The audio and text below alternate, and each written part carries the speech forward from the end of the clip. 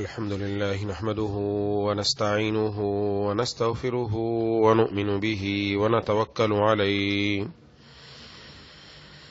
ونعوذ بالله من شرور أنفسنا ومن سيئات أعمالنا من يهده الله فلا مضل له ومن يضلله فلا هادي له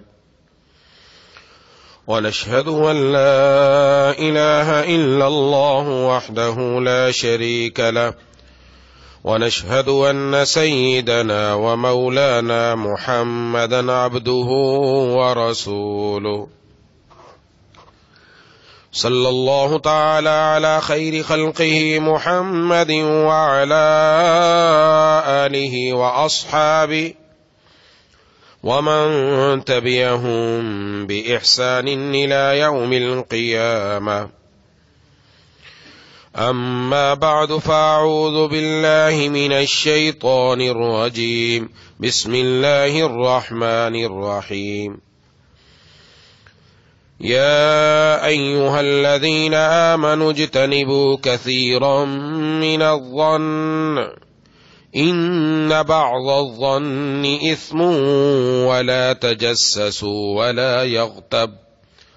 ولا يغتب بعضكم بعضا أيحب أحدكم أن يأكل لحم أخيه ميتا فكرهتموه واتقوا الله إن الله تواب رحيم صدق اللہ العظیم.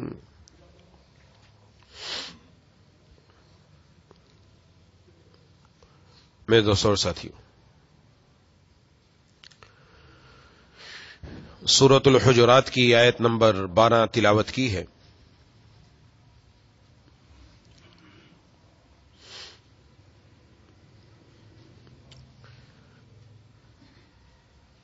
اللہ تبارک و تعالی نے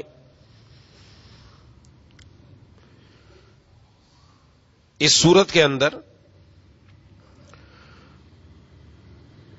اپنی معاشرت کو درست کرنے کے لیے جو اہم باتیں تھیں وہ ارشاد فرمائی. اگر وہ باتیں آج ہمارے اندر پیدا ہو جائیں تو ہمارا معاشرہ جھگڑوں اور فساد سے محفوظ ہو جائے.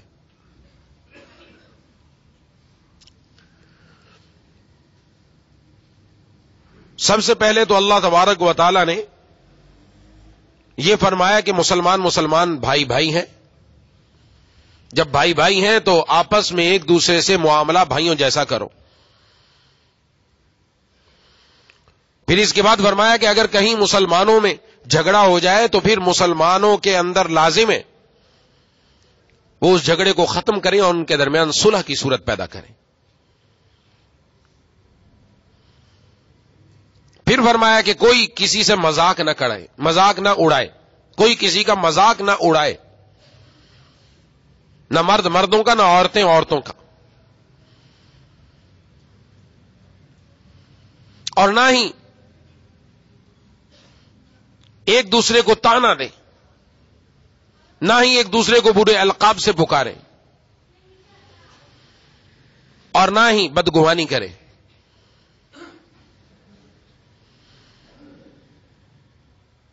اس کے بعد ارشاد فرمایا اور آپس میں جاسوسی بھی مت کرو. تجسسو،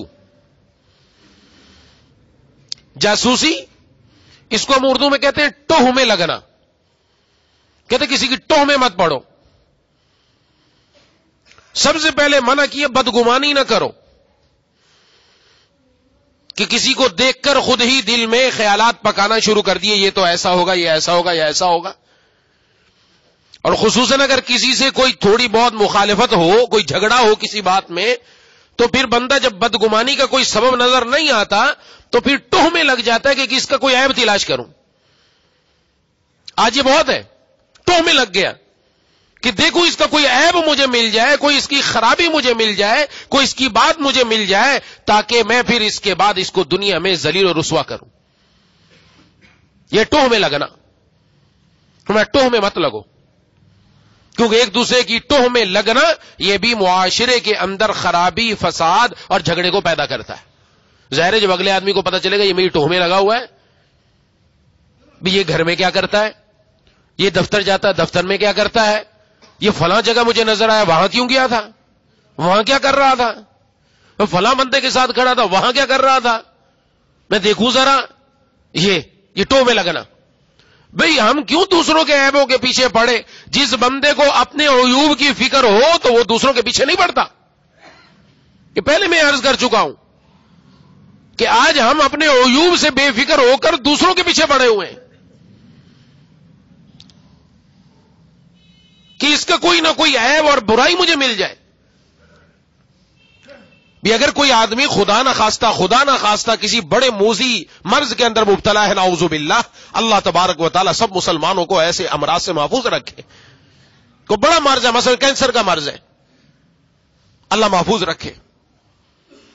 اس کے سامنے کوئی نزلے زکام والا آ جائے تو وہ نزلے زکام والوں کی پرواہ کرے گا کیا؟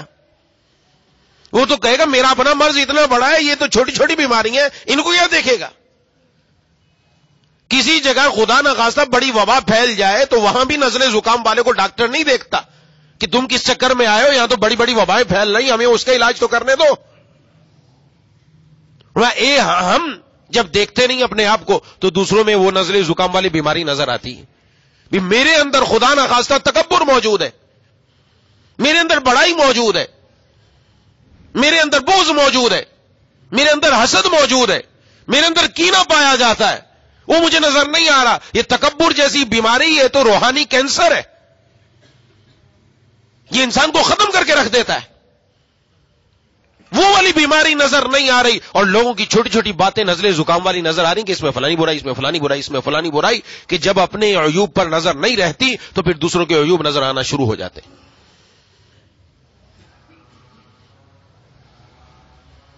اس لیے قرآن کریم میں سب سے پہلے یہ بیان فرمایا گیا، نہ تو بدگمانی کرو کہ بدگمانی کے ذریعے بھی آپس میں بگاڑ پیدا ہوتا ہے، اور بدگمانی اگر نہیں ہو رہی، کوئی چیز نہیں مل رہی تو کہا چلو اب کوئی ٹوہ لگاتے ہیں اور کوئی عیب تلاش کرنے کی کوشش کرتے ہیں، کوئی چیز ہمیں مل جائے گی تو کام بن جائے گا۔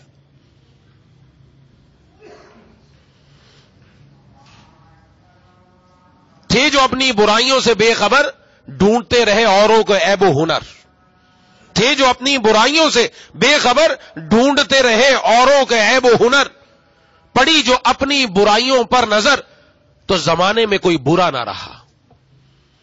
جب اپنے عیوب پر نظر پڑتی ہے تو پتہ چلتا ہے میں تو خود برائیوں کا اور عیوب کا اور اللہ کی نافرمانیوں کا مرکز ہوں۔ میری نماز پوری نہیں، میرا روزہ پورا نہیں، میں گھر کے اندر بیوی بچوں میں کیسے رہتا ہوں، میں اپنا کاروبار کیسے کرتا ہوں، میں اپنے معاملات کیسے کرتا ہوں، میرے اخلاق کیسے ہیں، میرا بولنا کیسا ہے، میری زبان میں جھوٹ، غیبت، چغلی، بہتان یہ تو نہیں ہے۔ میں اپنا تو جائزہ لوں پہلے، بجائے اس کے ہم دوسروں کے پیچھے پڑے ہوئے ٹوہ میں لگے پڑے کہ کوئی نہ کوئی بات مل جائے، کوئی نہ کوئی بات چھپ کر۔ یہ چھپ کر باتیں سننا یہ بہت ہوتا ہے، مردوں میں بھی عورتوں میں بھی،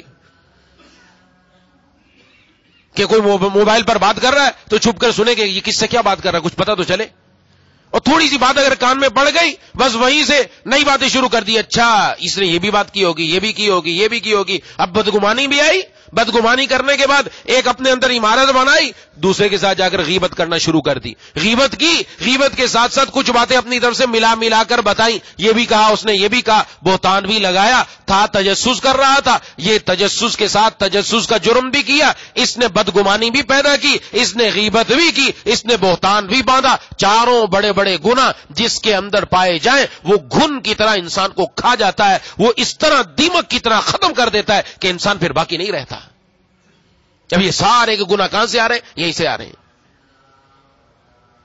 کہ بھئی اوروں کے پیچھے پڑنے کی کیوں فکر کر رہے ہیں، کیوں اس کے عیب ڈھونڈ رہے ہیں، جا کے تلاش کرنا کہ یہ وہاں کیا کر رہا تھا، یا پوچھ لیتے تو وہاں کیا کر رہا تھا، بھئی وہ وہاں جو بھی کر رہا تھا آپ کا لینا دینا کیا۔ یا عام طور پر لوگوں کو عادت ہے پوچھنے تیری تنخواہ کتنی ہے، بھئی آپ کو کیا پڑی اس کی تنخواہ سے، اگر نہیں بتا تو ناراض ہو کے ناراض کیوں ہو رہے ہیں اللہ کے بندے، آپ کی آمدنی ماہانہ کتنی ہے، بھئی آپ کا پوچھنے کا کیا حق ہے، آپ کیوں پوچھ رہے ہو۔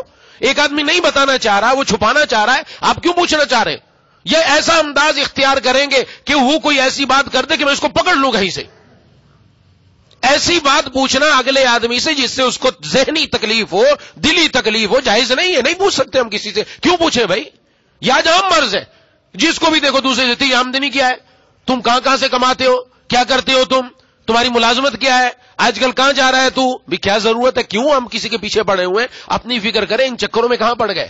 یہ وجہ وہی ہے کہ انسان کے دل کے اندر جب یہ بات آ جاتی ہے تو ٹوہ لگانے میں پڑ جاتا ہے, اس کے پیچھے تجسس ہوگا. آگے اس کے بعد جا کر جو غیبت ہے, وہ غیبت کے بارے میں قرآن میں بیان فرما دی. اس لیے کہ یہ مرض یہاں رکنے والا نہیں, اس نے اور آگے بڑھنا ہے, اور آگے بڑھے گا. معاشرے کے اندر ایک فساد اور جھگڑا پیدا ہوگا. جہاں ٹوہ لگانے کا مرض ہوگا, اس کے اندر غیبت کرنے کا بھی مرض ہوگا. غیبت کرے گا تو بہتان لگانے کا بھی مرض ہوگا. یہ بڑے بڑے گناہ جو انسان کو اللہ تبارک و تعالی سے دور کر دینے والے. آج ہم اپنے معاشرے میں دیکھیں کہ ہم کہاں جا رہے ہیں. یا گھر میں پڑا ہوا ہے, گھر میں بات کرنا, مثلا والدین آپس میں کوئی بات ایسی کرنا چاہ رہے ہیں جو اپنے بچے کو نہیں بتانا چاہ رہے. یہ لیٹا ہوا ہے, سویا ہوا نہیں ہے, لیکن لیٹا ہوا اپنے آپ کو دکھا رہا ہے کہ میں سویا ہوا ہوں تاکہ ان کی باتیں کان میں پڑیں. ایک بات ویسے, یہ دو بھائی بہن آپس میں بات کرنا چاہ رہے ہیں, ایک لیٹا ہوا ہے کہ چلو میں دیکھوں کیا بات ہو رہی ہے. ہاں, یہ جاسوسی کر رہا ہے, یہ ٹو لگا رہا ہے. اس کی کیسے اجازت دی جا سکتی؟ تو جائز ہی نہیں ہے اس طرح کرنا کہ کسی کے کان لگا کے بات سنے. کوئی کسی کا موبائل رکھا ہوا اٹھا کے دیکھوں کس کو میسج کر رہا ہے کہ بھئی آپ کوئی اس کے اوپر ذمہ دار بنا کر بھیجا گیا کہ آپ دیکھو اس کے اندر کیا ہے. ہاں, تجسس کرنا ایک طرح جائز ہے. وہ کس کے لیے؟ جو حکمران ہو, جو گھر کا بڑا سربراہ ہو, جس کی ذمہ داری ہے, والد کی ذمہ داری اپنی اولاد پر نگاہ رکھے, اپنی اولاد کی نگرانی رکھے. ہاں, اس کو اپنی اولاد پر نگرانی رکھنی ہے. یہاں تو کوئی نگرانی رکھنے کے لیے تیار نہیں. ہمیں اپنی اولاد پر بڑا اعتماد ہے. جس دن وہ چھکا لگاتا ہے اس دن پتا چلتا کتنا اعتماد تھا. پھر آنکھیں کھلی جاتی ہیں, جی ہمیں تو یہی نہیں تھا, تو آپ نے اس کو چھوڑ ہی ایسے دیا. یہاں آپ کو شیر کی آنکھ رکھنی چاہیے تھی کہ دیکھنا چاہیے تھا. آپ نے شیر والی آنکھ دوسروں کے عیوب پر رکھی کہ دوسروں کے عیوب نظر آتے رہے. اپنی اولاد کو نظر نہ رکھی. یہاں حکم ہے, رکھو ان کے اوپر نظر. یہاں ان کو دیکھ رہے ہیں, ان کے موبائل میں کیا ہے یہ دیکھنے کی اجازت ہے. والد کو دیکھنے کی اجازت ہے. وہ دیکھیں کہ کہیں بچہ غلط بے راہ روی کا شکار تو نہیں ہو رہا, کہیں غلط لوگوں سے اس کے تعلقات تو نہیں ہے. اس کی تجسس کرے, یہ جائز ہے. اس حد تک جائز ہے کہ والد اپنی ذمہ داری پوری کر رہا ہے, حکمران وقت ہے, اس کی ذمہ داری ہے وہ لوگوں کو دیکھے لوگ کہیں گڑبڑ تو نہیں کر رہے, کہیں کسی چیز کی ضرورت تو نہیں ہے, کہیں کوئی مسئلہ تو نہیں ہے. حضرت عمر فاروق رضی اللہ تعالیٰ عنہ کے بارے میں آتا ہے, آپ رات کو جب وقت کے امیر المومنین تھے, رات کو گشت کیا کرتے تھے. وقت کا امیر المومنین ہے اور گشت کر رہا ہے. کوئی چھوٹی موٹی حکومت بھی نہیں ہے, بڑی ٹھیک ٹھاک لمبی چوڑی حکومت. راتوں کو گشت ہوتا تھا گلیوں میں, کہیں اگر کسی کو کسی چیز کی ضرورت ہے تو اس کی ضرورت پوری کر دی جائے, کہیں کوئی مسئلہ ہے تو وہ مسئلہ حل کر دیا جائے, کہیں کو گڑبڑ نہ ہو. تو ایک مکان کے قریب سے گزرے, وہاں سے باتوں کی آوازیں ایسی آئیں, پتہ چلا کہ اندر کوئی نوجوان گڑبڑ کر رہے ہیں, کسی گناہ میں مبتلا ہے, کسی برائی میں مبتلا ہے, شاید کوئی شراب وراب کا بھی کوئی چکر ہے. تو آپ چھلانگ لگا کے اندر تشریف لے گئے. اندر جا کے ان کو دیکھا, واقعتاً وہ مبتلا تھے, تو ان کو روکا, ڈانٹا. ظاہر ہے حاکم وقت ہے, اس کی ذمہ داری ہے. جیسے والد ہے, والد کی ذمہ داری ہے, وہ جہاں برائی کو روک سکتا ہے, برائی کو اپنے ہاتھ سے تبدیل کر سکتا ہے, وہ ہاتھ سے تبدیل کرنے کا حکم ہے. تو وہ نوجوان بھی ایسے ہی تھے. تو حضرت عمر فاروق رضی اللہ عنہ نے جب یہ کہا کہ تم یہ جرم کر رہے ہو, کہا جی آپ نے 3 جرم کیے ہیں. ایک تو یہ کہ آپ نے ٹو لگائی ہماری, دوسرا آپ گھر میں پھلانگ کر آئے بغیر اجازت کے آئے, اور تیسرا آ کر آپ ہمیں اس طرح کر رہے ہیں, بغیر اجازت کے اندر آ گئے. تو حضرت عمر فاروق رضی اللہ عنہ کہ جو حاکم ہوتا ہے اس کی ذمہ داری ہوتی ہے, تجسس کرنا میرے لیے تمہارے لیے جائز تھا کہ میں دیکھوں تم لوگ کیا کر رہے ہو, کہیں غلط کاری کے اندر مبتلا تو نہیں ہو. میرا اندر آنا یہ بھی اسی کا حصہ ہے, میرا آ کر تمہیں دیکھنا یہ بھی اسی کا حصہ ہے. اس کی تو شریعت کی طرف سے اجازت ہے, یہ اس تجسس کے اندر داخل نہیں ہے, اجازت ہے اس کو دیکھا جائے. تو ہاں یہاں ضرورت ہے وہاں پر دیکھا جائے, لیکن ایسا بھی نہیں ہے کہ میاں بیوی آپس میں ٹھیک ٹھاک رہ رہے, اب بعض مرتبہ بیوی شکی ہے یا شوہر شکی ہے, خام خواہ موبائل اٹھا کر اس کا چیک کرنے لگ گیا, کوئی چھوٹی سی بات مل گئی پیچھے پڑ گیا. یہ بھی بعض لوگوں کے دماغوں میں گڑبڑ ہوتی ہے, یہ بھی اپنے ذہنوں سے نکالنا چاہیے. بدگمانی ہے نا, یہ بدگمانی پیدا کر رکھی ہے, کوئی بات ہی نہیں ہے, خام خواہ کس کے پیچھے پڑ جانا, خام کا ٹو میں رہنا. یہ ٹو, بعض میاں بیوی بھی ایسے ہوتے ہیں ایک دوسرے کے ٹو میں رہتے ہیں کہ میری شوہر نے یوں کر دیا, میری بیوی نے یوں کر دیا. بھئی آپ گھر میں ہیں, آپس میں محبت ہے, تو ایسا کیسے معاملہ ہو سکتا ہے؟ کہیں دیکھو کہیں گڑبڑ ہو رہی ہے تو وہ تو آپس میں بیٹھ کر مسئلہ حل کرنا چاہیے. کہیں نہ کہیں دونوں میں ظاہر ہے کہ گڑبڑ ہوتی ہے, تو دونوں کے اندر کوئی مسئلہ ہے, پریشانی وہیں سے آ رہی ہے. تو بہرحال حکم یہ ہے کہ تجسس نہ کرو, ٹوہ نہ لگاؤ. جہاں کوئی ایسا ہو وہاں خود بخود واضح ہو جانا چاہیے. حضرت خواجہ عزیز الحسن مجذوب رحمۃ اللہ علیہ ڈپٹی کلکٹر تھے. ظاہر ہے ڈپٹی کلکٹر ہے تو انگریزی دان بھی ہیں, انگریزی بھی جانتے ہیں, سب چیزیں پڑھی ہوئی تھی. ڈپٹی کلکٹر کو چھوٹا عہدہ نہیں تھا, بہت بڑا عہدہ تھا. حضرت تھانوی نور اللہ مرکزہ کی صحبت کی برکت یہ تھی کہ ان کے ظاہر کو کوئی دیکھ کر یہ نہیں سمجھتا تھا یہ ڈپٹی کلکٹر ہے. ظاہر دیکھ کر سمجھتا تھا یہ ملا ہے کوئی. لباس بالکل صلحاء جیسا, سر پہ ٹوپی, چہرے پہ داڑھی. تو ایک مرتبہ ریل میں سفر کر رہے تھے, تو ریل میں جہاں سفر کر رہے تھے تو دو آدمی آپ کے ساتھ ریل میں بیٹھے ہوئے تھے. ان دونوں نے انگلش میں بات کرنا شروع کی کہ اس ملا سے چھپائیں بات کو, کہ مولوی صاحب کو بات پتہ نہ چلے, کوئی آپس میں بات کرنی تھی انہوں نے. اب جب انہوں نے شروع کی, ہم جیسا ہوتا تو ہم کہتے چلو ٹھیک ہے, یہ تو سمجھ رہا ہے مجھے انگریزی نہیں آتی میں سنتا ہوں کیا بات کرتے ہیں. جیسے انہوں نے بات شروع کی تو ان کو روکا, فرمایا آپ سمجھ رہے ہیں انگریزی میں اس لیے بات کر رہے تاکہ مجھے پتا نہ چلے, میں انگریزی دان ہوں, انگریزی جانتا ہوں, اس لیے اگر آپ نے کوئی اس طرح کی بات کرنی مجھے بتا دیں, میں اٹھ کر یہاں سے چلا جاتا ہوں, تاکہ کہیں یہ شریعت کا جو حکم ہے تجسس والا وہ میرے اندر پیدا نہ ہو جائے, کہ تجسس نہ کرو, اپنے آپ کو ایسا بچایا. یہ شریعت کا حکم ہے. جہاں دیکھے کہ بند, یہ وہ حضرات ہیں جن کی نگاہ تھی اپنے اوپر کہ کہیں میں اللہ تبارک و تعالی کہیں میری پکڑ نہ فرما لے, کہیں میں اللہ تبارک و تعالی کی نافرمانی نہ کر لوں. ہر وقت اپنا جائزہ لیتے رہتے تھے. آج تو ہم اپنا جائزہ نہیں لیتے, ہماری نظریں دوسروں کا جائزہ لیتی ہیں, یہ کتنے پانی میں, اور اپنی نظر سے اس سر سے لے کر پاؤں تک اتار کر ہم فیصلہ کر دیتے ہیں یہ بندہ کیسا ہے, ناجائز ہے. اس لیے میں پہلے عرض کر چکا, دوسرے کے بارے میں اچھا گمان رکھنا ضروری اور اپنے بارے میں بدگمان رہنا ضروری. اپنے بارے میں بدگمانی ہو کہ میں اچھا نہیں, اپنے نفس کے بارے میں. لیکن جہاں پر شریعت کا حکم ہے وہاں پر تو یہ تجسس کرنے کا حکم ہے. جو مثلا حکمران وقت ہے یا گھر کا سربراہ ہے, اس کی جو ذمہ داری وہ اپنی ذمہ داری پوری ادا کرے. ایک تو یہ منع فرمایا تجسس نہ کرو, اور اس کے بعد ارشاد فرمایا ولا یغتب بعضکم بعضا, اور ایک دوسرے کی غیبت بھی نہ کرو, ایک دوسرے کی غیبت بھی نہ کرو. اور اس کو بڑی عجیب مثال سے بیان فرمایا. پچھلی جتنی بھی برائیاں تھیں ان کو اس طرح نہیں بیان کیا. فرمایا ایحب احدکم ان یاکل لحم اخیہ میتا, کیا تم میں سے کوئی ایک پسند کرتا ہے کہ اپنے مردہ بھائی کا گوشت کھائے؟ تم اس کو ناپسند کرو گے. اللہ سے ڈرتے رہو, بے شک اللہ تبارک و تعالی معاف کرنے والا مہربان ہے. یہ اب وہ جو چوتھا گناہ تھا غیبت کا, وہ اس کے اندر آ گئے. کہ اب جب تجسس ہوگا تو پھر غیبت بھی ہوگی. غیبت سے منع کر دیا کہ ایک دوسرے کی غیبت نہ کرو. اب غیبت ہے کیا, کس کو کہتے ہیں؟ محبوب کبریا خاتم الانبیاء سرکار دو عالم صلی اللہ علیہ وسلم سے حضرات صحابہ کرام رضوان اللہ علیہم اجمعین نے غیبت کے بارے میں پوچھا کہ غیبت کیا ہے. تو آپ صلی اللہ علیہ وسلم نے ارشاد فرمایا کہ اپنے بھائی کا تذکرہ کرو تم اس کی غیر موجودگی میں, ایسی چیز کے ذریعے تذکرہ کرو کہ اگر اس کے سامنے تذکرہ ہوتا تو وہ اس کو ناپسند کرتا. یہ ہے غیبت. حضرات صحابہ کرام رضوان اللہ علیہم اجمعین نے عرض کیا اے اللہ کے رسول صلی اللہ علیہ وسلم, اگر وہ چیز اس کے اندر پائی جاتی ہو اور وہ ہم بیان کریں تو کیا؟ فرمایا اگر پائی جاتی ہے وہ برائی اس کے اندر, وہ عیب اس کے اندر, اس کی غیر موجودگی میں بیان کرنا یہ تو غیبت ہے. اگر اس کے اندر پائی ہی نہیں جاتی اور تم بیان کرو یہ بہتان ہے, بہتان. یہ اور بڑا گناہ ہے. بعض لوگوں کو کہا جائے نا کہ یہ غیبت ہے, کہ میں تو اس کے منہ پر بھی کہہ دوں. تو منہ پر کہنا جائز ہے کیا؟ میں تو اس کے منہ پر بھی کہہ دوں, ڈٹائی سے کہتے ہیں, یعنی اپنی غلطی تسلیم کرنے میں میں تو منہ پر بھی کہہ دوں, تو منہ پر کہنا جائز ہے کیا؟ پچھلی مرتبہ عرض کر چکا ہوں ساری بات کہ منہ پر کسی کے کوئی بات کرنا, اس کا کوئی عیب ڈھونڈ کر, کوئی غلطی ڈھونڈ کر, تاکہ اس کو ذلیل کیا جائے, اس کو رسوا کیا جائے, لوگوں کے درمیان اس کی عزت مٹی میں ملا دی جائے, ناجائز اور حرام ہے. اگر ہم خیر خواہ ہیں اس کے, جی خیر خواہی ہے, تو خیر خواہی ہے کسی کا عیب پتہ چلا, کسی کی برائی پتہ چلی کہ کسی برائی میں مبتلا ہے, وہ کسی گناہ میں مبتلا ہے, تو پھر چپکے سے تنہائی میں جا کر, الگ لے جا کر, الگ بیٹھ کر, پیار اور محبت کے ساتھ, شفقت کے ساتھ, دل کے اندر کڑھن لے کر اب جو اس سے بات کی جائے گی یہ ہے اس کے ساتھ ہمدردی.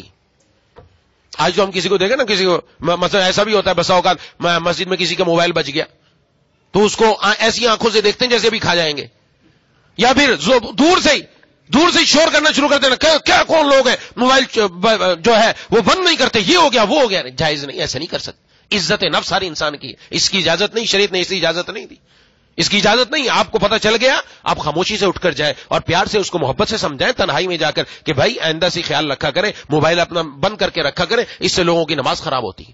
ہم کیا سمجھتے ہیں, ہم تو شور شرابہ شروع کر دیا. کوئی بیچارہ بچہ لے کر آ گیا, بچے نے اگر تھوڑا شور کر دیا, اس کے پیچھے پڑ گئے کہ تو بچے کو کیسے لے کر آیا, اس کو سلواتیں سنا دی. یہ طریقہ ٹھیک نہیں ہے.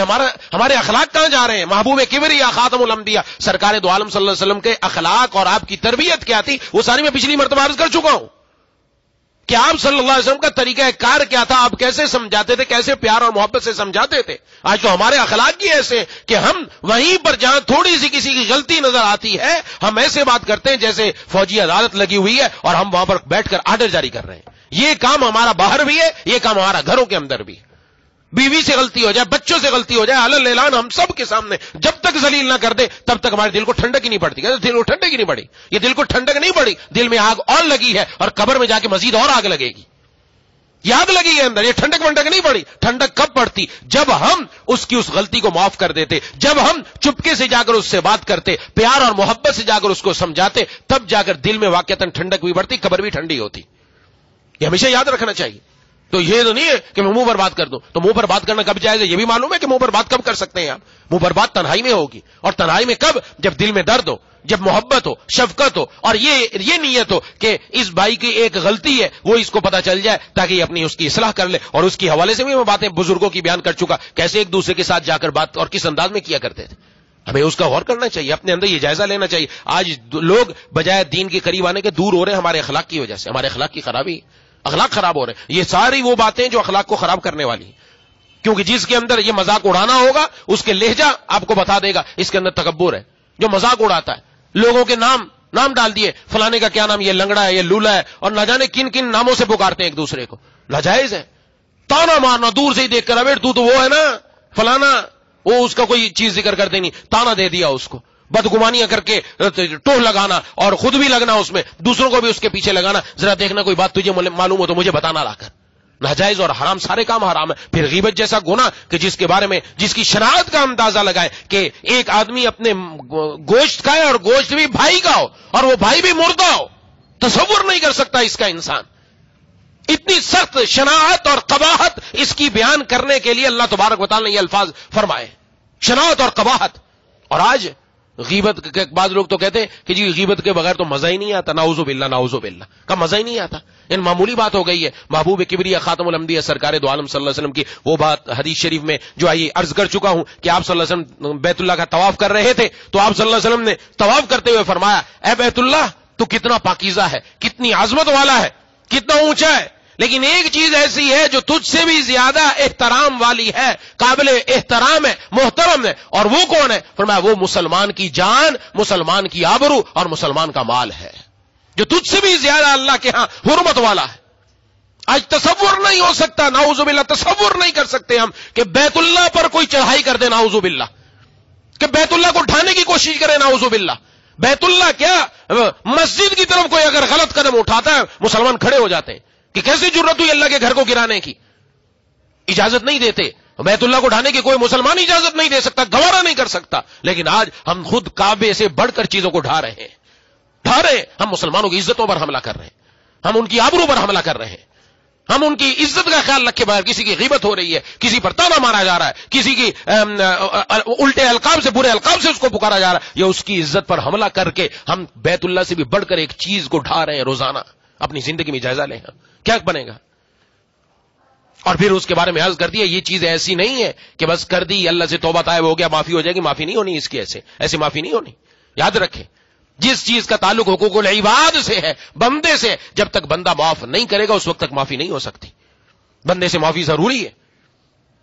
اور جناب نبی کریم صلی اللہ علیہ وسلم نے ایک اور حدیث میں اس کی تو اور زیادہ شناخت بیان فرمائی کہ ایک روایت کے مطابق فرمایا گیا ہے کہ غیبت یہ زنا سے بھی زیادہ بدتر ہے, کیونکہ زنا کا تعلق حق اللہ سے, انسان سے یہ گندی اور غلط کام اس سے ہو گیا, اور اس نے تنہائی میں اللہ سے معافی مانگ لی, اللہ کے سامنے رویا, اپنی زندگی کو بدل لیا, اللہ معاف فرما دیں گے. غیبت کی فرمائی اس کی شناخت اس سے بھی بڑھ کر ہے. اگر کسی آدمی نے کسی کی غیبت کی اور دوسرے کو پتہ چل گیا اس نے فلاں موقع پر میری غیبت کی تھی, فلاں موقع پر فلاں لوگوں کے سامنے سے میرا ذکر کیا, جب تک اس سے معافی نہیں مانگیں گے اللہ بھی معاف نہیں فرمائیں گے.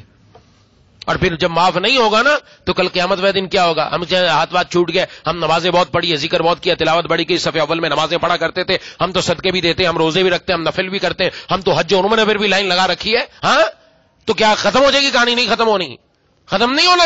یہ کل قیامت والے دن اس کا حساب دینا پڑے گا. جب تک حساب نہیں دے گا کام نہیں بنے گا. اور حدیث شریف کے موافق جس بندے نے جس کا حق مار رکھا ہے اور دنیا میں اپنا صفائی کروا کر نہیں گیا تو پھر اس بندے کی نیکیاں اس بندے کے پلڑے میں ڈالی جائیں گی.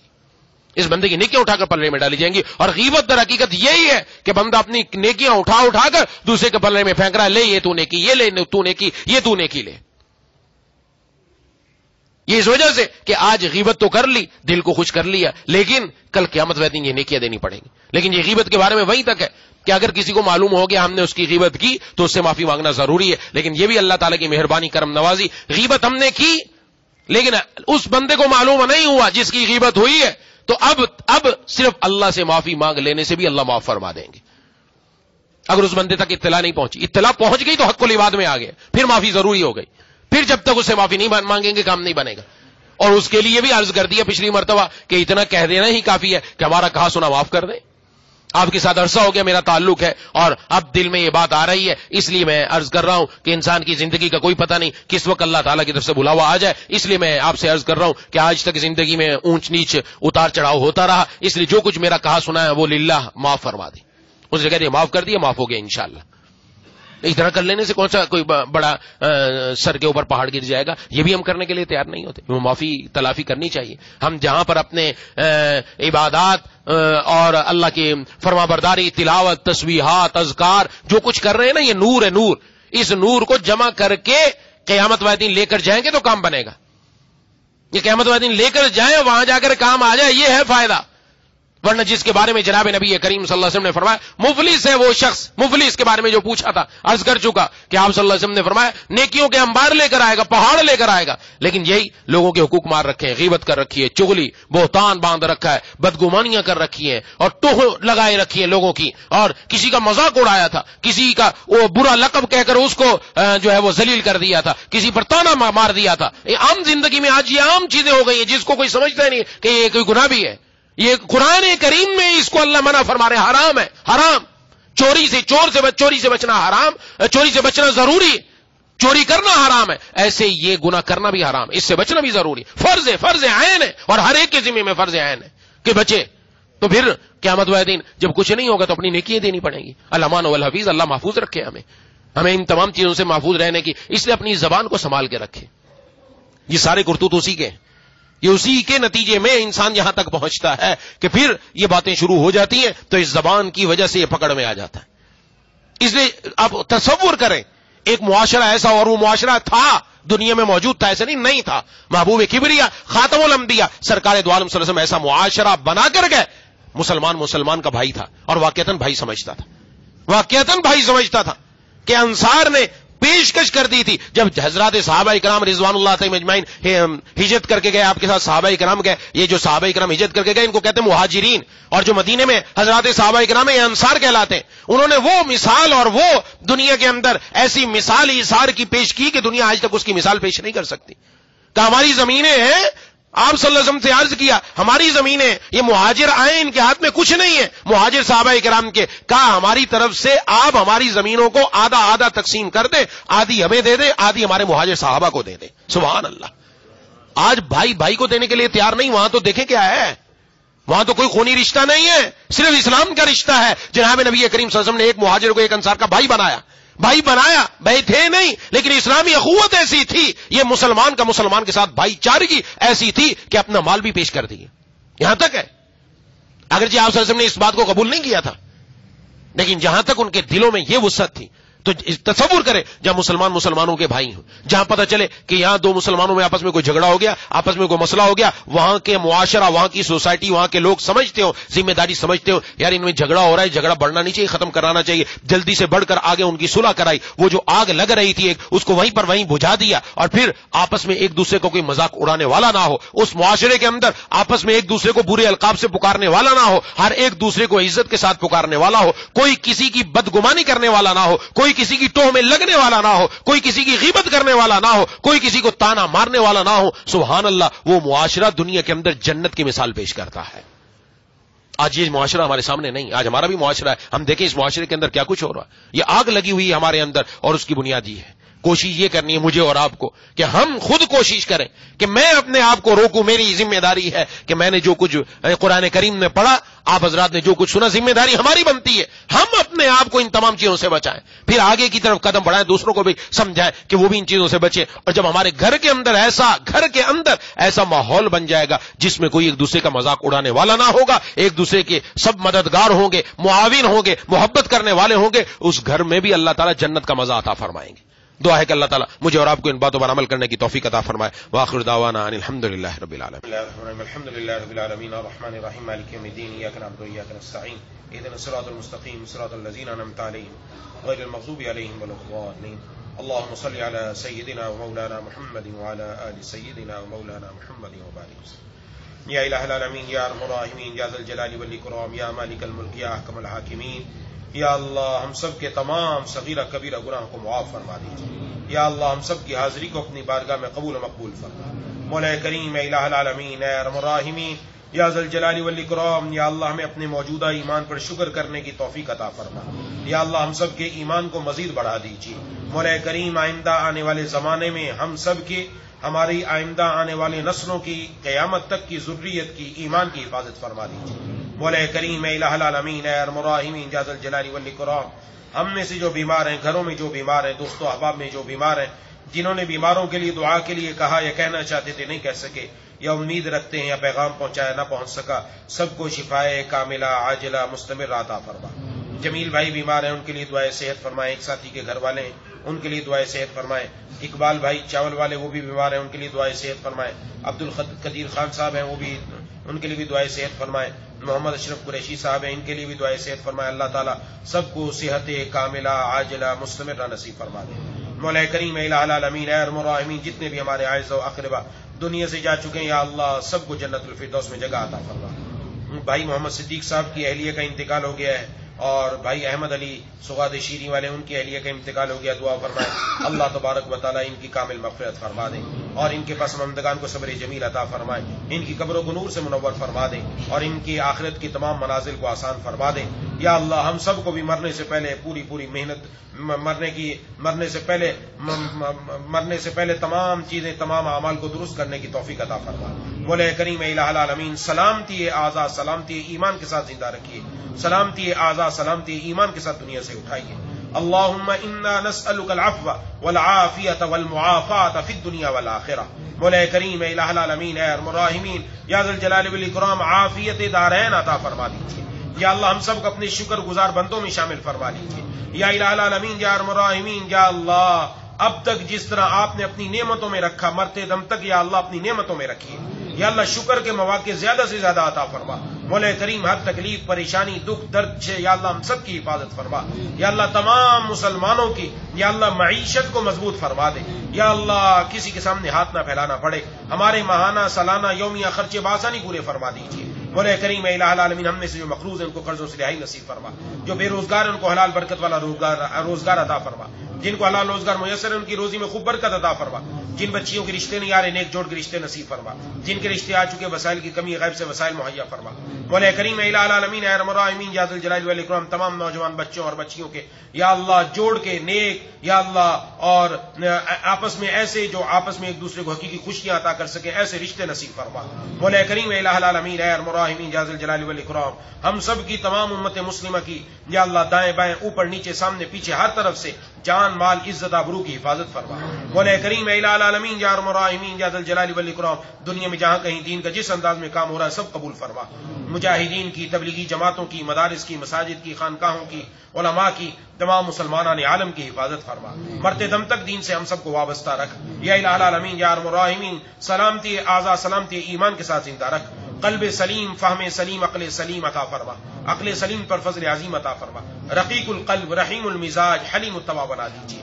یا الہ العالمین یا ذا الجلال والاکرام جتنے ساتھی مجھ سمیت موجود ہیں ہم سب کے دلوں میں جتنی جائز تمنائیں پوری فرما دیجیے. مولا کریم اے الہ العالمین اے ارحم الراحمین یا ذا الجلال والاکرام جتنی دعائیں آپ کے محبوب صلی اللہ علیہ وسلم نے مانگی ہیں وہ سب ہم سب کے حق میں قبول فرما. جن جن چیزوں سے پناہ مانگی ان سب سے ہم سب کو پناہ عطا فرما.